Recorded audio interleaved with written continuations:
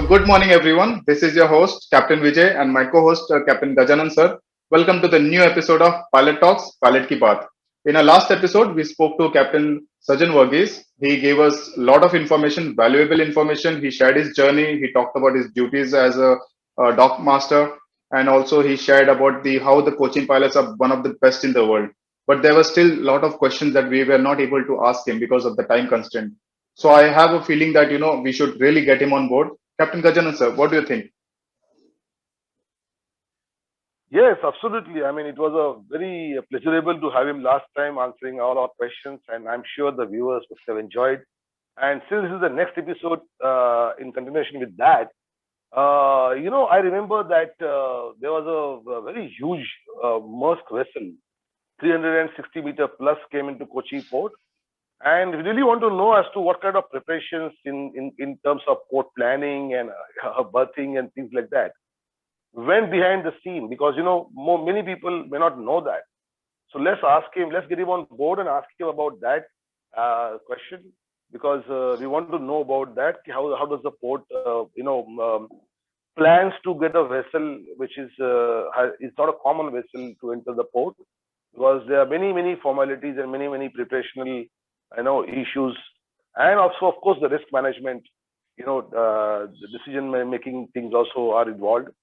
He, being a dock master, will be able to tell us as to exactly what ordeal the port went through in planning that vessel.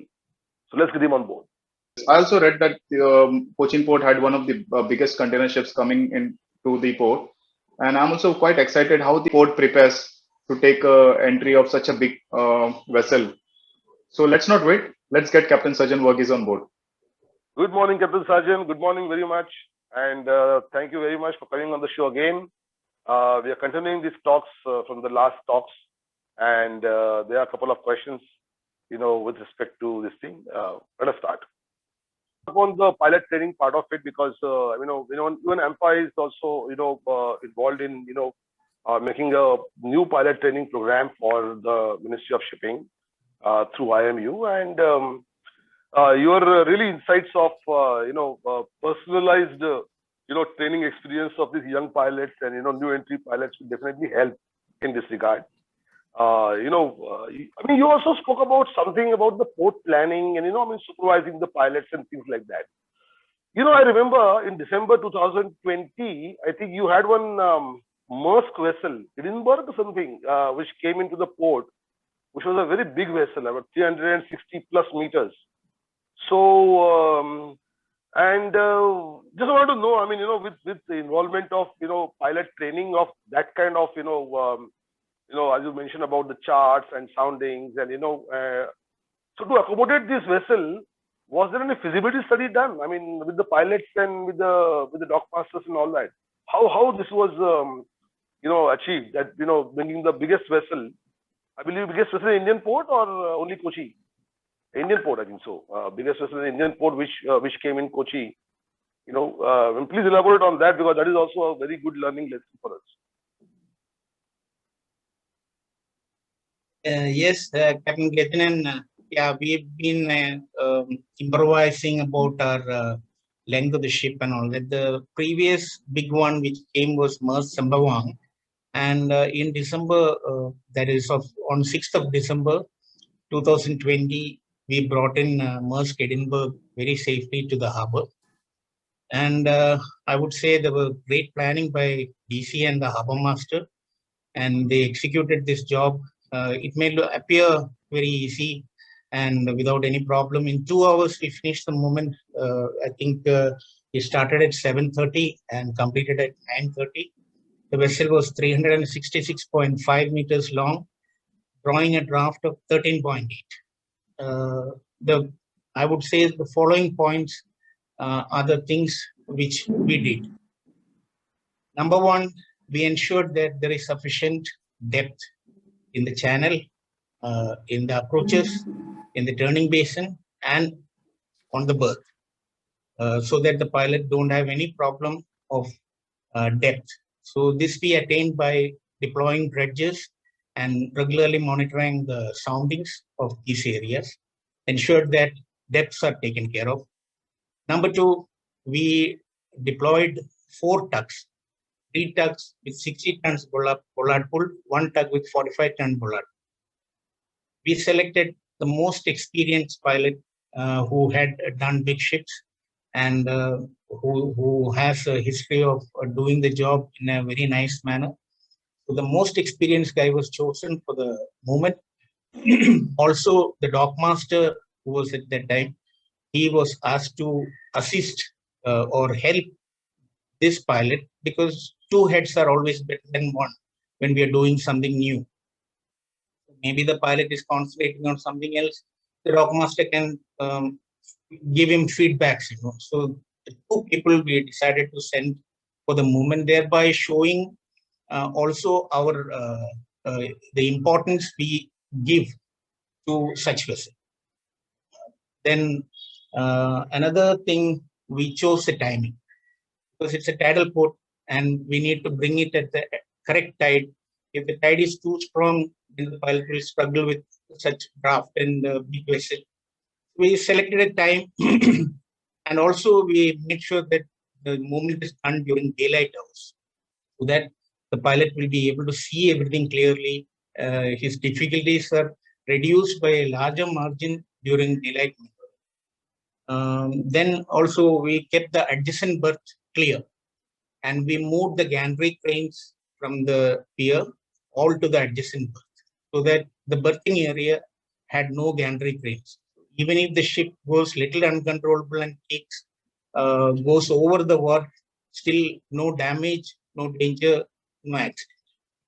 So these were the main precautions we took. And also, as the ship is very long, mooring crew cannot go from forward to aft to attend to 2 stations. Normally, it is done by one single set of crew with 6 people on forward and aft. So this we gave 6 people forward, 6 people aft, so that mooring was done much faster and without delay.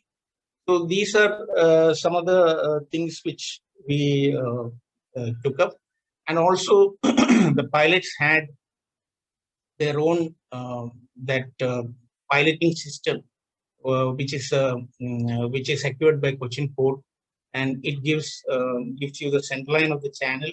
You can connect it to the ship's AIS and you use it for maneuvering purpose. Even when you come to the berth, you can see the lateral movement and the speed at which it is approaching the berth.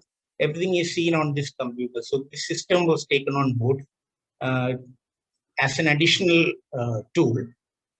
Then the harbor master and another experienced pilot sat in the VTMS control room. They were monitoring the ship all the time and they were giving inputs to the pilot that as per our monitor, you are in the center line of the channel, or you are 20 meters drifting to the port of the center line, 30 meters to the starboard, like that, so that pilot could get proper inputs about it. Then another thing, is that we ensured that there is no other traffic during this time. All of the traffic was put to stop. So these are the main precautions or measures adopted by Cochin Port Trust to ensure a very smooth berthing of the vessel. There was no commercial pressure on the pilot. Pilot was asked to take his own time, do as slow as possible, and a job done slow is a job done fast. That's it.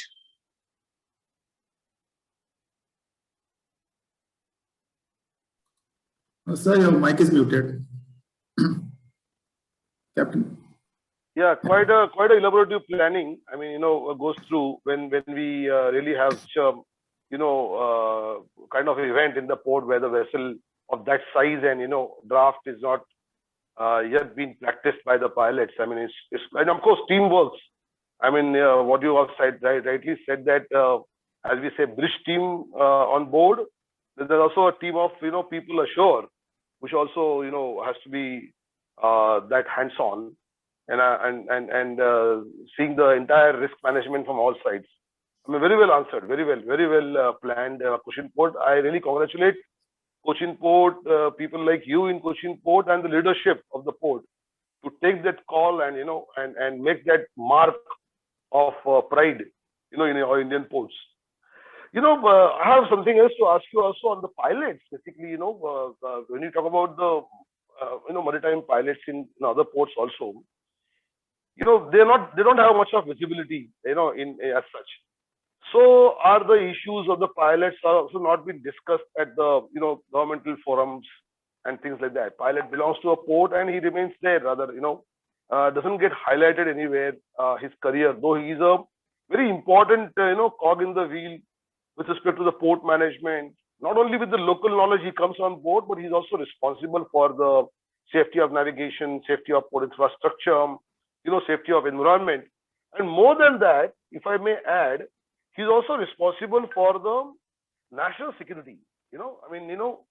So my question to you is, because since you've been training these pilots on their attitudes and how to deal with situations, calm and composed, kind of personality development and things like that, do we need to have a professional development kind of program for pilots? Because apart from being a pilot, I mean ship handling and with the port management job, can they also be used as for the natural calamities and all that, like national disaster management?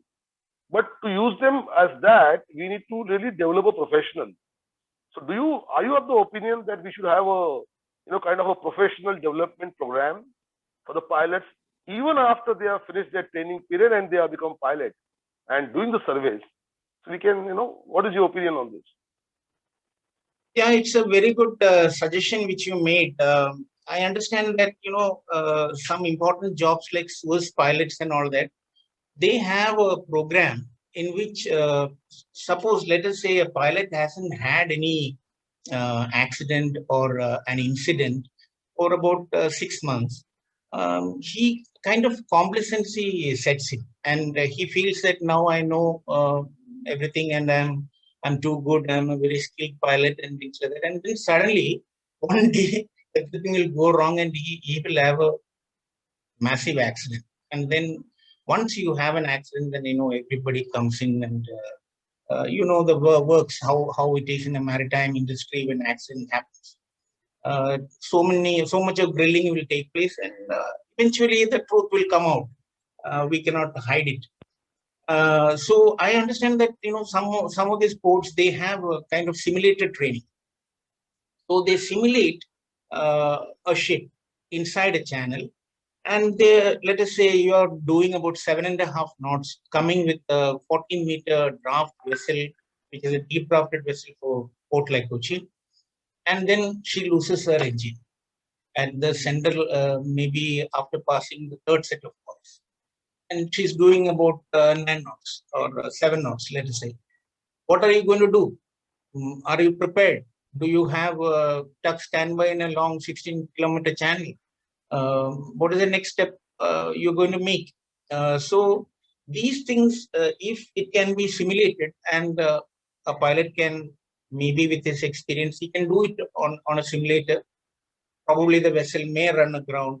Probably it may not run aground. We don't know. But these sort of things, if it can be incorporated into a system, and the pilots are asked to come, let's say once in a year at least, if they have been on a rotation basis, one person at a time you can take and do this kind of a training for him. It will be very helpful for him to continue with that port, because he will know all kind of problems that can happen. And an experienced pilot like me can also help in setting up eventualities which can lead to problems close to berth, away from berth, inside the channel, or wherever it is. And the more you're prepared for an accident, the more better your brain will work.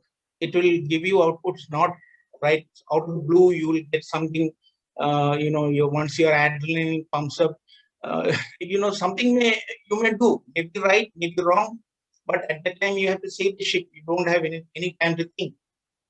So it is a good suggestion, Capt.Gajanan. I feel that we have come a long way, and this will also add a lot of help to the present working pilots all over India.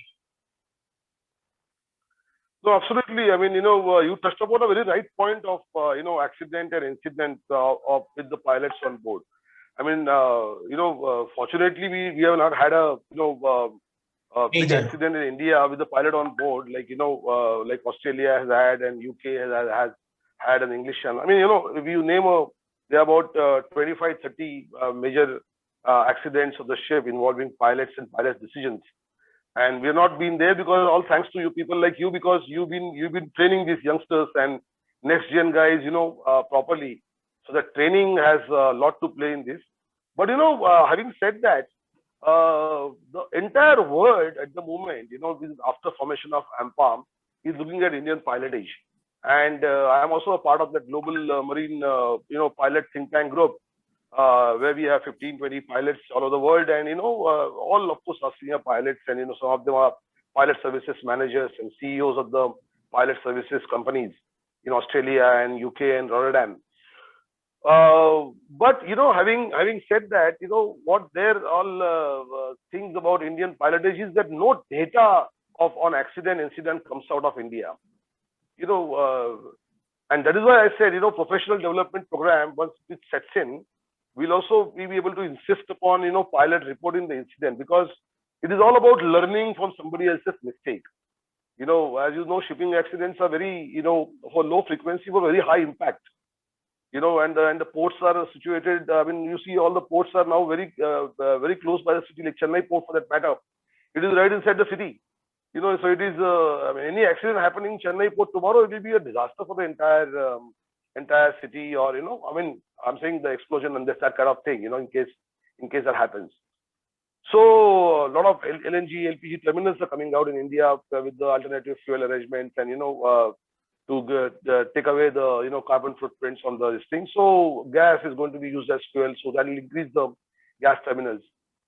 So my question to you is that what can we do to collect this basic data of incident accident? Because the statistics of IMO also shows, also in shipping, there has to be at least 600, 700 near misses before a fatal accident takes place to a seafarer, or to a pilot, or to a ship, or to a port. So what can be done, best way to encourage these youngsters and the pilots who are in service to report an incident, report an accident, report a mistake? What's your suggestion on this? Yeah, we do a practice in coaching port called, we carry something called a feedback form from the port for every ship which we do. In this feedback form, there are certain things which we need the master to certify that, when his last garbage was removed from the vessel, has he asked for any bunkers here in this port. There's a set pattern of questionnaire. The top portion, the pilot has to fill up and give to the captain, saying that which berth he is going, side he will be going alongside, and what is the mooring pattern in that berth, and what are the local arrangements generally done. Will the stern line will be taken by a boat, or will it be sent by a heaving line? All those details are given by us.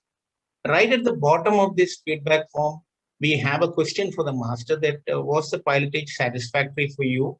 Is there any problem which you noticed during the time of maneuver? And this is an audit paper which has to be filed by the harbor master. So if there is an incident, if there was a problem while berthing, some fender damage took place, or the vessel came a little fast and took on the fenders, that he fears that there may be some kind of hull dent, or maybe a damage to the fender. It's not visible, but it has made the rubber weaken.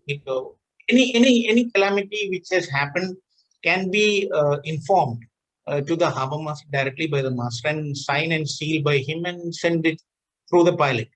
We are supposed to give it back to the harbor master. He will file it, and it is with which the harbor master probably maintains another register in which these sort of things are noted. And regularly we have in Cochin, we have at least once in a month, we have a small get-together of the pilots, a meeting where we sit over a cup of coffee and discuss on various issues. The pilots have to tell the administration, and the administration informs the pilots about how they want the pilots to improve or what they noticed. So thereby, good exchange of this thing take place. And fortunately, in Cochin, there is no boss mentality for everyone. We are all mentors. We learn from juniors also. We teach each other, and we all improve our standards. So this has been the practice in Cochin. No, absolutely correct. I mean, what you have said is, feedback from the vessel regarding the incident. I mean, the pilot's behavior and feedback is important. Pilots also are in monthly meetings of pilot also will encourage pilots to report the incidences and mistakes. Because many, a lot of friends in Indian ports who are dock masters, harbor masters, they always complain saying that, our pilots don't tell what mistakes they are making because, something happens then tomorrow. Because a lot of times you make a mistake and it can be corrected. Many a times, another thing that you touched upon your last answer, which was very elaborative answer of the MERS thing, vessel planning, that, pilots, training as such and human factors. We are also working on the, human factors that are affecting pilots, and it will be a part of the, the AIMPA prepared syllabus for pilot training, which IMU is taking it up for all the new entrance pilot as well as for all other pilots periodically, either every 3 years or 5 years. Because, somehow Indian pilots are missing that part of theoretical education about the pilotage and the systems in the port management and things like that. AIMPA is also working on, you said simulator training, of course, 2D, 3D training now, with the man scale model training, we are also working on that with the proposal to Government of India. Because that will give a very good perspective to pilots and training of the pilots. One last question, which is very close, and AIMPA took it up since beginning about the pilot boarding arrangements, pilot ladder. I think I'll let Vijay ask you because he's going to join a ship soon, so he has to really get the insight from a 16.5-year-old pilot service man as well as a dock master about the pilot boarding arrangement. Could you, Vijay, please ask the question on the pilot boarding arrangements. Yes, sir. Since I made my first video on the pilot boarding arrangement without the use of D-shackles, so this has always been discussed. I have been, interacting with many of the master mariners in my group, and we have been discussing that why. And also on the Facebook, I see that there's a beautiful page, Dangerous Ladders, and I see lots of pilots posting regularly the unsafe pilot boarding arrangements.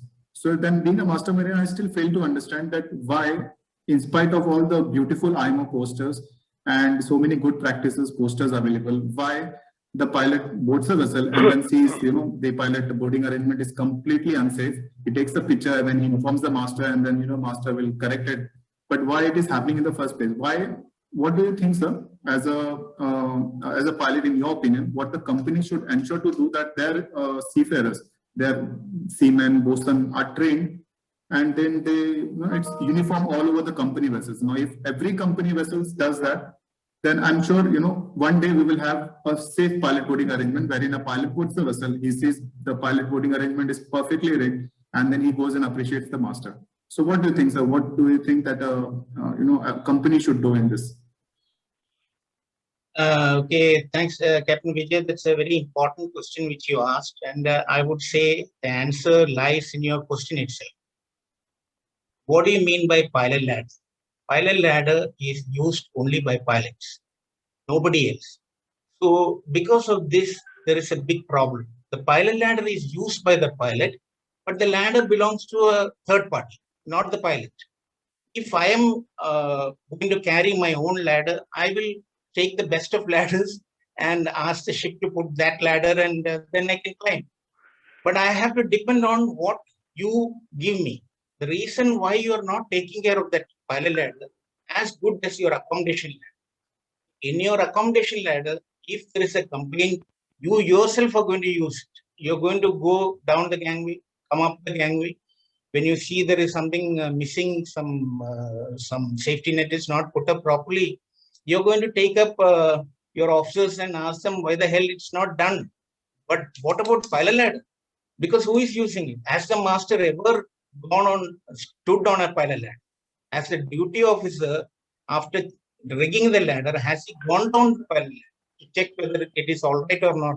Because the safety norms will say that no, don't go down, you may fall, because that's a ship's safety aspect. The company says no, don't go overboard. You may fall overboard, and then it's a bigger problem for us. So they themselves are not confident whether they can stand on that ladder, and they're inviting a skilled man who, a person with 10 years of pilotage experience, is going to lose his life because of the negligence, the stupidity of ship's crew. The ship's crew is supposed to take good care of the ladder, ensure that the ladder is stretched out before they come out to the port. It should not be wet. It should not have grease. They should check that the ropes are still okay, and they should, the old days bosuns, they used to tie it up on a bollard in a ship and stretch it, and take weight on it. So these sort of practices has gone because of fast life in the ship. I'm not blaming that everyone should do it, but you ask me the reason why this is neglected. These are the reasons why this is neglected. Because nobody is worried about the man who is a third party which is coming from shore. He just want to make sure that captain will say, "Sir, I'm sorry, I didn't know. A master cannot go down every time to check the ladder. I put my duty officer. Fine, I know no master will go down and check the ladder. But whom I should tell? I should shout at the bosun. I should tell only the master, because he is the man who is supposed to look after that. And I am going there for what? For my personal job. It is like Captain Gajanan rightly said, it's a service which we are providing to you. The port is sending a pilot not only for the benefit of the ship. Like he rightly said, we are going to avoid an environmental catastrophe. If that ship hits a rock and tons of oil are leaked, what about the fishermen? What about the beaches? What about the city? Pollution everywhere. And this can happen by one mistake. So we are also ensuring that environment is protected. We are unofficial ambassadors to the state to protect its own marine growth, its habitat of fish. There are so many things, flora, fauna, special to an area. There are mangroves which need to be protected. These all contribute to the environment. So when a man with such a skill, he loses his life like Capt.Vijay Gupta because of somebody's fault. I have seen while boarding the ladder ripping off. To my luck, the top portion was still okay. I held on, then I jumped back to the boat because I had only taken 1 or 2 steps. So it's very disheartening to see that the company cannot do anything about it other than the master asking the company to supply the certified pilot ladder as per SOLAS regulation 5 of 23. Everything is mentioned there. IMO guidelines correctly gives you all the details about how a ladder should be made, rigged, illuminated, the safety items to be kept next to that, all those things. How many times I have seen no proper duty officer comes to take the pilot. It may be one quartermaster who is coming.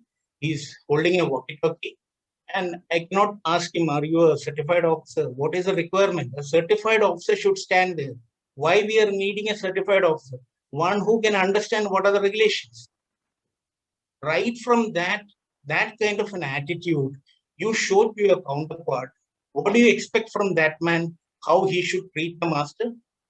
He should treat him with respect. Do you think that if you don't give respect to a pilot, will that man give you respect? Because what sort of a tamasha you're making for him? His life is at stake and you're not worried. You're only worried about touching the ship. That's not fair. So let us be respectful to each other. Let me consider the fact that you are the master of the ship. You're an authority and owner's representative on the ship. And my job is to just pilot you, take you to safety, allow me to do my job without any problem, allow me to embark and disembark your vessel, which is your property, and that much if you can't do, then it's a problem. That's where the whole crux of the problem remains. And we can say, do this regulation, do that regulation, carry out this, carry out that. It will all go haywire. Until and unless personal interest is taken and somebody is made aware of the fact that master should give a briefing to his crew during safety meetings or whatever it is, he should inform them about the safety of pilot ladder. This aspect is not taken up by the ship's authorities. You should inculcate this habit of informing people that pilot ladder is one of the biggest safety equipment on board the ship, and it has to be treated in par with all other safety. Then automatically things will improve. This is my advice. Exactly. No, sir. you can really feel your agony and anger, and I'm very, very happy that you sounded so concerned about this pilot ladder issue, and the whole world is talking about it now. And AIMPA, launched that campaign with the administration. We took up the matter with MOU also, and now the Indian administration has promised us that whenever they start the PSC inspection post-pandemic, they're going to be a focus inspections on all vessels calling Indian port, because we've been reported by many pilots that almost 60% pilot ladders are in non-compliance. So there's 60% chances, potential hazard of pilot deaths every time pilot misses. And one of the very famous person who runs this campaign on the Facebook as well says that why is it so difficult for me to get onto the workplace and come back safely at home? This is the minimum thing my wife is asking. Do you go to the other people go to the factory and are they feared not coming back home? Why am I always feared?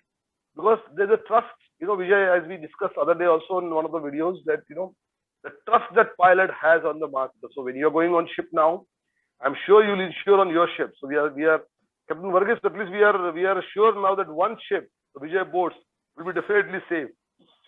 Taking this forward, AIMPA also did a lot of training exercises with MTIs and with shipping companies joining crew and all that. We reached about 2,000 plus people, cadets and ratings and crew and officers and ASM, would-be masters, future chief officers, just to ensure that at least these guys know correct practices. Sad to say, but many pilots also don't know what the right practices and wrong practices are in pilot securing methodology and all that. Okay, IMO regulation also has an issue with the IMO poster and all that. It has been taken up with the IMO directly by AIMPA, which is the international body and also has a seat on IMO. Sir, really thank you very much for this interview, and you have spoken really true. Of your experiences, and I'm very happy that pilot ladder thing you really generated that heat in the interview. Thank you so much. Thank you very much. Vijay, you want to add something? Definitely, sir. So in this session that we had, it was really insightful.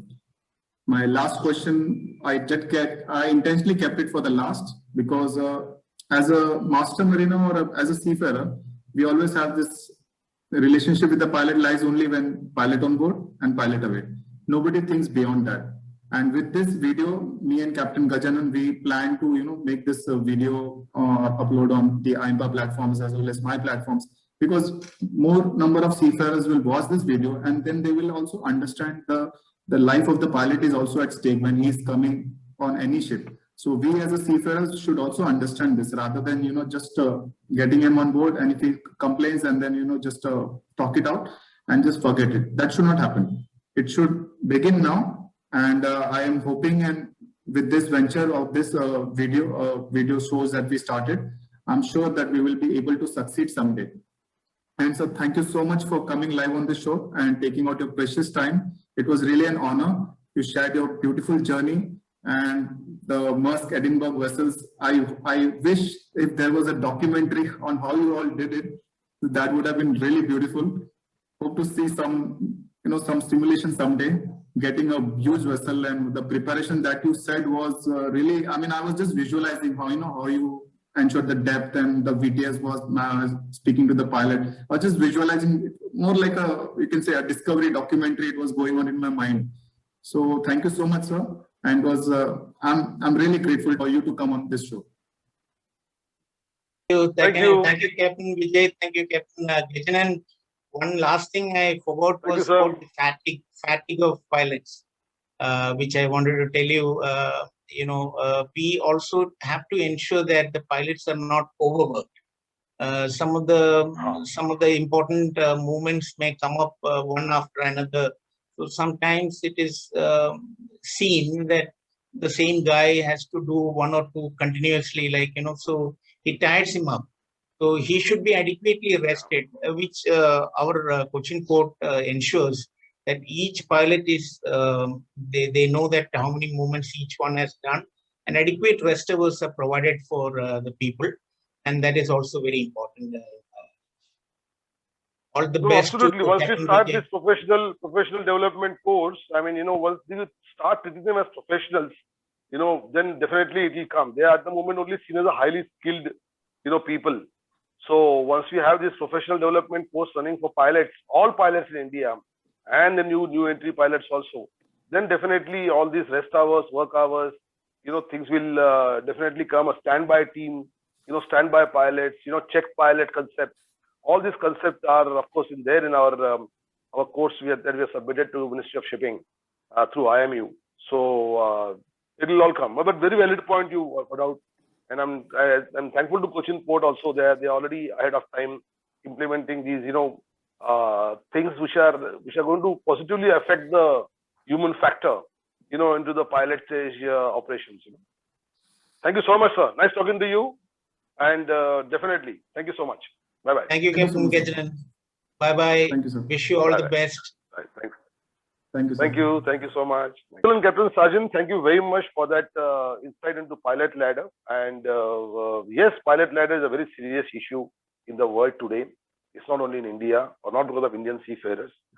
The whole world is facing this issue at the moment, because the pilots are facing great difficulty in finding these ladders non-compatible with the SOLAS regulation, not being tied up properly, not been inspected properly. There are a lot of illicit practices also go on of supplying second-hand ladders from here and there.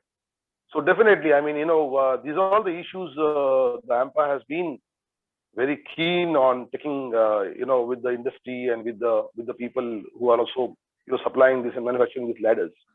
We also took up a couple of issues with the class surveyors with respect to the inspection of the pilot ladders and things like that. And AIMPA really shares your plight in, why the vessel cannot maintain the pilot ladder well, why it cannot be rigged. It's just a rope and a wood kind of a stuff.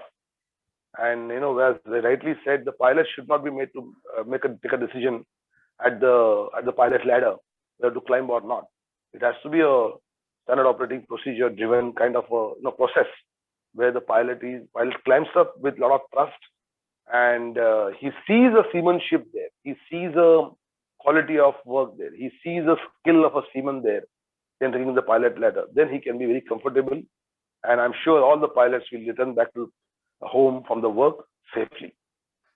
There were really a lot of takeaways from this session, and I'm sure the viewers who will be watching this video, they will also have a clear understanding of why the pilot boarding arrangement has to be perfectly rigged.